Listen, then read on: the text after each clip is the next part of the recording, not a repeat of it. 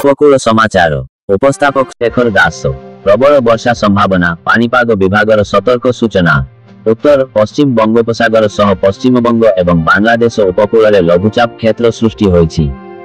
एहार प्रभाव में राज्य में 4 तारीख जाए प्रबल अति प्रबल वर्षा हेबा नहीं पानीपाग विभाग पक्षरु सतर्क करा जाइछि। अति प्रबल वर्षा पाई सुंदरगढ़, झारसुगुड़ा एवं संबलपुर एही 3 जिला को ऑरेंज वार्निंग जारी करा जाइछि। प्रबल वर्षा नहीं मयूरभंज, केन्दुझर, बरगढ़, सुवर्णपुर, अनुगोल एवं देवगढ़ एही 6 जिला को येलो वार्निंग जारी करा जाइछि। चलित राज्य में स्वाभाविक ठारू अधिक वर्षा होइछि। जुलाई रे भी भल वर्षा हेबो। आज भारतीय पानीपाग विभाग पक्षरु एभली आकलन करा जाइछि। जुलाई मासरे देशर अधिकांश राज्य में भल वर्षा हेबा सह वर्षार परिमाण स्वाभाविक ठारू अधिक रहिबो। किंतु उत्तर पूर्व और पूर्व भारतर अधिकांश अंचल रे स्वाभाविक ठारू वर्षा हेबो बोली पानीपाग विभाग कहिछि। तेबे ओडिशा रे स्वाभाविक बाता ठारू अधिक वर्षा हेबो बोली विभाग पक्षरु सूचना जारी करा जाइछि। डीडीजी मृत्युंजय महापात्र कहिसंती केंद्रीय भारत और संलग्न दक्षिण उपद्वीप अंचल रे अति प्रबल वर्षार संभावना रहिछि। पूर्व मध्य प्रदेश, छत्तीसगढ़, ओडिशा, संलग्न अंचल समेत विदर्भ, तेलंगाना, गुजरात और महाराष्ट्र किछि अंचल रे प्रबल वर्षार संभावना थिबा श्री महापात्र कहिसंती। गोदावरी, महानदी और कृष्णा नदी उपरे बन्या आशंका थिबारु स्वतंत्र ध्यान देबार आवश्यकता रहिछि। छत्तीसगढ़ और मध्य प्रदेशर महानदीर उपरमुंडरे प्रबलरु अति प्रबल वर्षा हेबो बोली मॉडेलरु जणा पडुछि।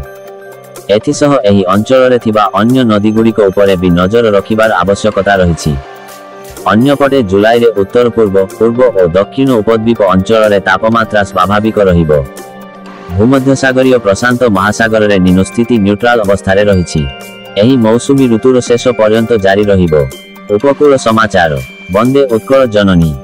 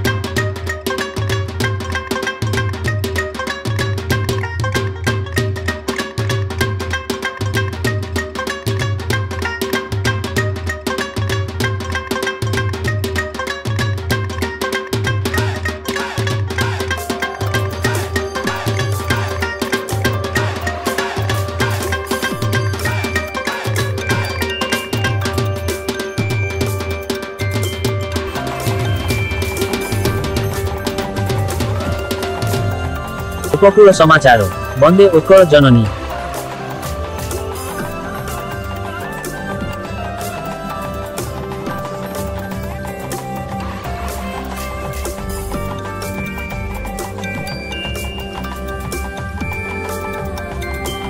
उपकूल समाचार वंदे उत्कल जननी।